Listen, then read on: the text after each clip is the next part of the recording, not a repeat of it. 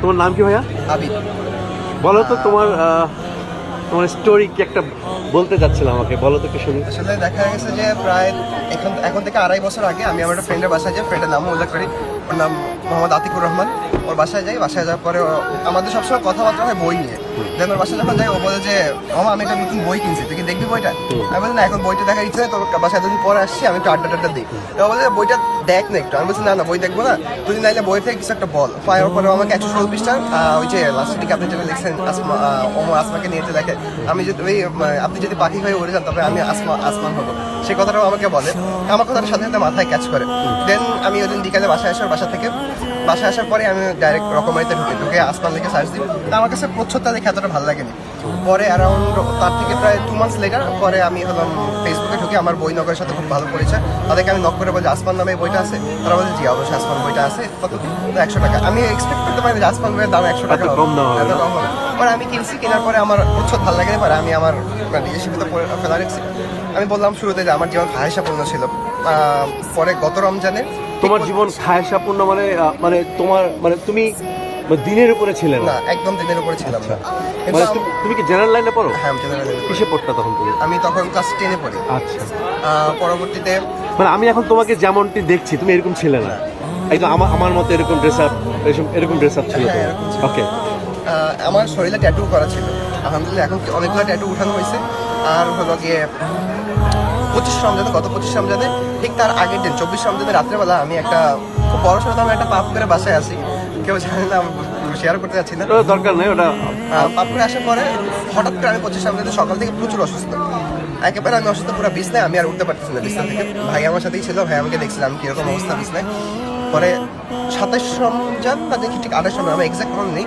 তা আমি একটু উঠতে পারি, উঠে বলতে অনেকদিন বইটা পড়ি না। আমার লাস্ট সম্ভবত আমি একটা বই পড়েন দ্য মোস্ট ডেঞ্জারাস গেম, এটা বইটা পড়ে শেষ করি। তা বলছি বই পড়া যেহেতু শেষ, তাহলে আপনি আমার ক্যাটালগ থেকে বইটা বের করে দেন। হলো আমি ওইখান থেকে বই হাত সাথে তখন আসমান বইটা বের হয়। আমার তখন আপনার কোনো বই সংগ্রহে নেই, বা আসমান বইটা বের হয়। দেন আমি আসমান বইটা নেই, নিয়ে এভাবে বলতে থেকে যে বইটা কি, এটা তো কিনছিলাম আমি, কখনো তো দেখিনি প্রচ্ছদটা। তা নিয়ে আমি আবার বিছনায় শুই। আমি আমার বইটা পড়া শুরু করি। শুরু থেকে আমি পিছন সাইড সামনে সাইড কিছু পড়িনি। আমি আপনার সঙ্গে তখন জানিও না। দেন আমি পড়া শুরু করি, পড়তে আপনার ইশার আজান দিয়ে দেয়, ইফতারের জন্য আজান দিয়ে দেয়।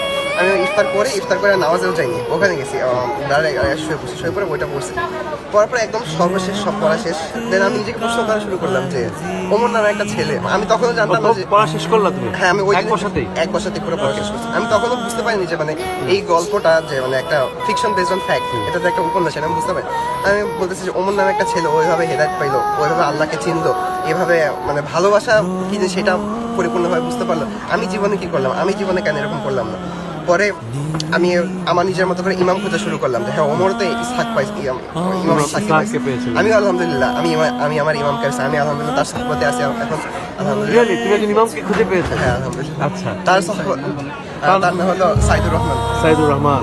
তার সহবতে থাকা অবস্থায় আলহামদুলিল্লাহ এখন আমি পরিপূর্ণভাবে বলা চলে না, কিন্তু আমি চেষ্টা করতেছি দিনের উপর থাকার চেষ্টা করতেছি, দিনের জন্য কাজ করার।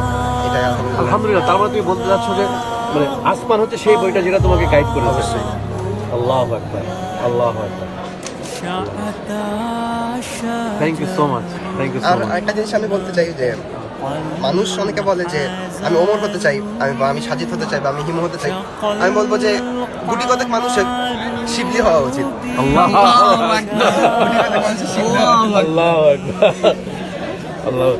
Thank you so much. মানে তোমাদের এইসব স্টেটমেন্ট, মানে এইসব কথা শুনলে আমি অনেক নতজানু হয়ে যাই আল্লাহর কাছে কৃতজ্ঞতায়। তোমরা এইসব কথা বলো, আমি অনেক ইন্সপিরেশন পাই।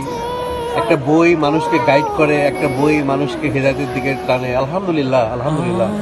সমস্ত প্রশংসা আল্লাহ, যিনি আমাকে তৌফিক দিয়েছেন এমন কিছু লেখার। এখন বলো তোমার মেসেজ কি, মানে এই সময়ের আধুনিক তরুণদের জন্য, যারা বিপদগামিতার দিকে, যারা হেদায়েতের পথে নাই, তাদের জন্য তোমার মেসেজটা কি? আমি তাদের জন্য সর্বপ্রথম আমার পক্ষ থেকে বলবো, কারণ আমি যেহেতু আসমান বইটা পড়ে, যদি কারো বই পড়ে একটু নেশা থাকে, আপনি মানে অন্ততপক্ষে একটু সময় বের করুন, 10 দিন 5 দিন আপনার বই পড়তে যত সময় লাগে আপনি নিয়ে আসমান বইটা একটু পড়ুন। একবার বা দুবার হলে একটু পড়ুন আসমান বইটা। আমি আমার লাইফে আসমান বই যখন পড়লাম তার ঠিক কিছুদিন পরে আমি আসমান বই আবার পড়ছি। আমি আমার লাইফে অ্যারাউন্ড 14 বারের মতো আসমান বইটা শেষ করছি পড়ে। এবার আমি বলতে যদি বই পড়া অভ্যাস থাকে তাহলে অবশ্যই আসমান বইটা পড়ুন। আর সবচেয়ে বড় যে জিনিসটা বর্তমান সময় অনেকে বলে যে আমি হিদায়তের উপর আসি, আমি এই বই পড়বো সেই বই পড়বো, এটা না। আপনার একটা সহবত দরকার, আপনার একজন ইমাম দরকার। একজন ইমাম যদি দরকার, ইমাম না থাকে, একজন নেতা সহবত না দরকার। থাকে। তুমি ইমাম পড়েছো আমার লিখা? হ্যাঁ অবশ্যই ইমাম পড়ছি। ওকে, অনেক বড় ভিডিও হয়ে যাচ্ছে। Thank you so much. তোমার নাম হচ্ছে আবির। আবির। আমি তোমার ভিডিওটা শেয়ার করতে চাই, জি অবশ্যই। কোনো আপত্তি নেই কিন্তু। ওকে, থ্যাংক ইউ সো মাচ।